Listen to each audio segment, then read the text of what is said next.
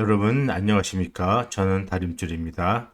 오늘은 내란 재판은 대한민국을 끝장내려는 음모 재판이라는 제목으로 말씀을 드리고 있습니다. 오른쪽 사진은 윤석열 대통령이 사형 구형을 받고 나서도 이렇게 싱글벗고 웃고 계실 정도로 담대함을 보여주고 있습니다. 대한민국 재판부는 저는 이미 준공에 의해서 장악되고 있다고 봅니다. 그들의 임무는 우퍼 대통령을 준공의 지령대로 탄핵하는 것이라고 생각합니다.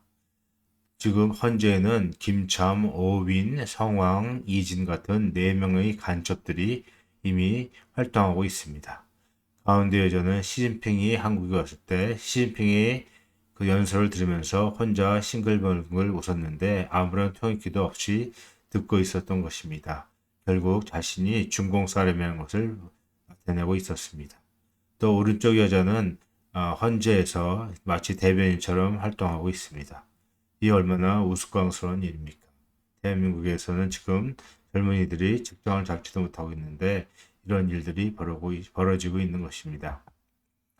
저는 내란 재판은 법적 재판이 아닌 내란머리 세뇌 전쟁이라고 생각을 합니다. 우파들은 법적인 판결이 정당하게 나오는 데에만 신경을 쓰고 있는데 저는 이것이 매우 큰 잘못이라고 봅니다. 좌파들은 일단 엉터리 법으로 사람을 엮어놓고는 국민들을 세뇌하는 세뇌전을 펼치고 있기 때문입니다. 윤석열 대통령도 내란머리를 당하고 있습니다. 결국 저들은 윤석열 대통령을 내란머리로 모는 데 집중하고 있습니다. 내란머리로 여론을 조장해 놓고는 자기들의 장기적 목표에 맞는 판결이 나오게끔 만드는 것입니다. 판결이 사형이나 무기징역으로 나올 것을 우리는 대비하여야만 합니다. 대통령 무죄 이외의 어떤 판결도 저들의 음모 중의 하나라고 저는 생각을 합니다. 사형이나 무기징역이 나오면 대한민국은 종말로 치닫게 될 것입니다. 따라서 법원 판결을 따르는 것은 매우 어리석은 짓입니다. 엉터리 판결이라도 우파들은 이를 인정하고 순정하는 경향이 너무나 많습니다. 이는 지금 현재 재판관들의 그 성향을 볼 때 매우 큰 잘못이라고 생각합니다. 그렇게 되면 우파들의 저항이 매우 약해지게 됩니다. 이는 큰 잘못이라고 생각합니다. 국가를 종말시키려는 음모라는 입장에서 계엄 당일날을 한번 돌이켜봐야 될 필요가 있다고 봅니다. 내란에는 영토의 일부를 점령하고 폭동이 있어야만 합니다. 그래서 계엄 선포한 날 4,300명에 되는 민노총 산하 직원들이 출동이 되었고 그들은 플래카드까지 이미 준비를 하고 있었습니다. 결국 윤석열 대통령이 계엄을 선포할 것이라는 것은 이미 노출된 것입니다. 그들을 4,300명은 거기 출동한 군인들과 일부러 몸싸움을 격하게 하려 했습니다. 그때 민간인들이 얻어맞거나 다쳤다면 어떻게 되었을까요? 내란 형성 조건을 충족시키는 폭동을 일으켰다고 했을 것입니다.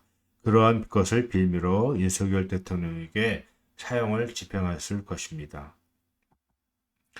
조이대는 계엄을 선포한 지 몇 시간 안 되는 12월 4일 새벽 0시 40분에 법원 행정처에 도착을 하였고 도착하자마자 자신이 판결을 할 권한이 없는 이 장차에 있을 재판에 대해서 12.3 계엄은 위헌 소지가 있다는 발언을 했습니다. 또 그래서 계엄사에 연락관을 파견하지 말라는 조치까지 내렸습니다. 어떻게 그렇게 할 수가 있을까요? 이는 이미 서로 짜고 했다고 저는 생각을 합니다.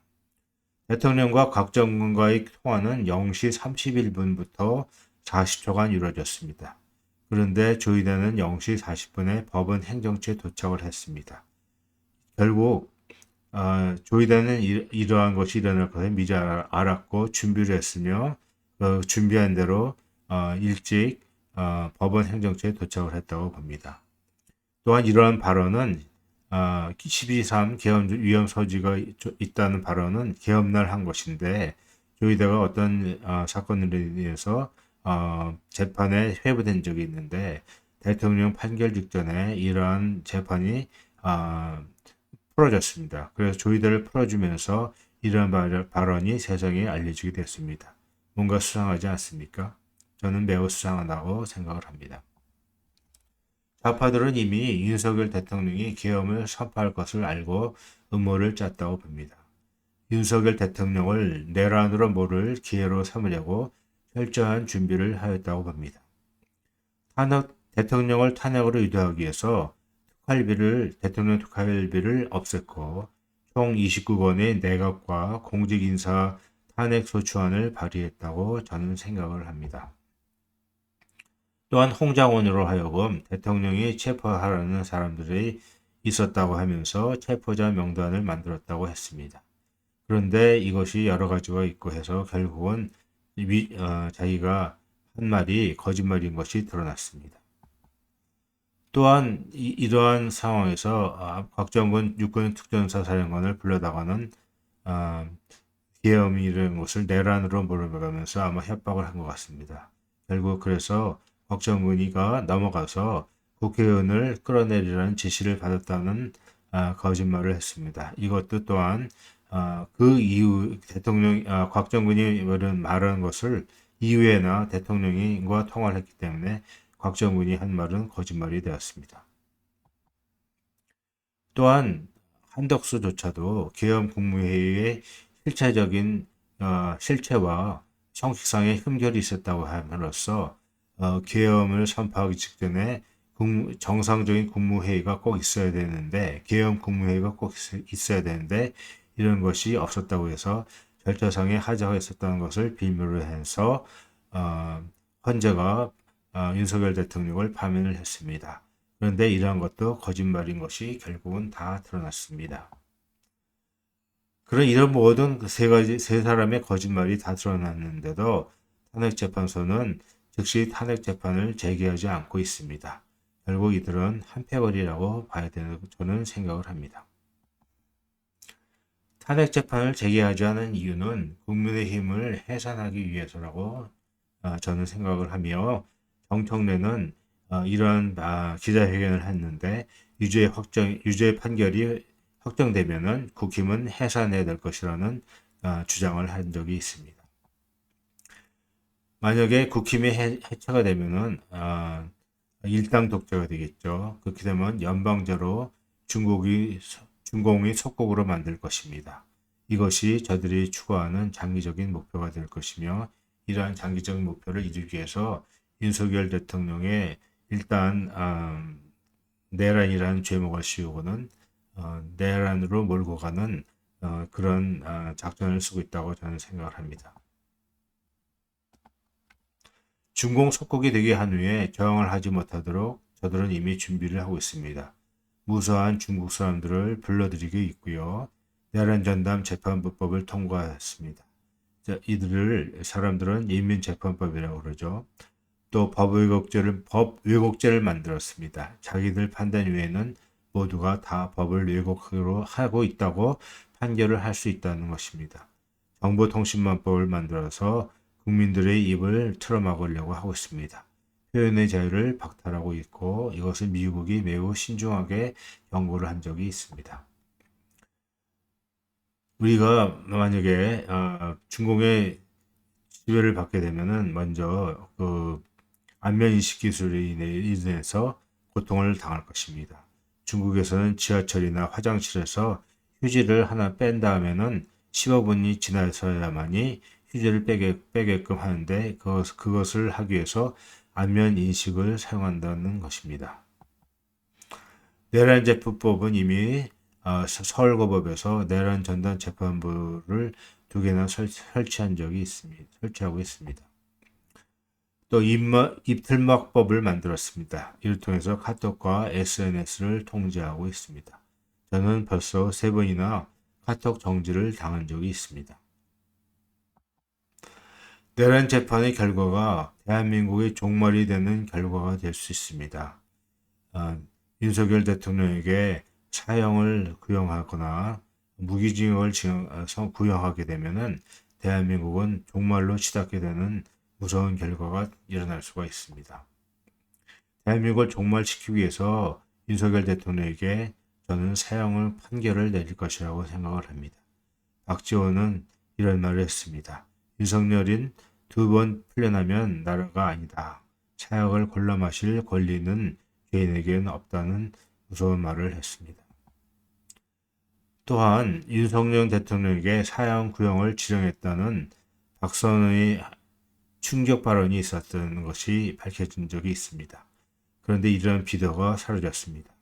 결국 뭡니까? 법원은 전부 민주당의 말을 듣는 하수인이라는 것이며 결국은 준공의 지령대로 법원이 움직이겠다는 것을 우리는 분명히 알아야만 되는 것입니다.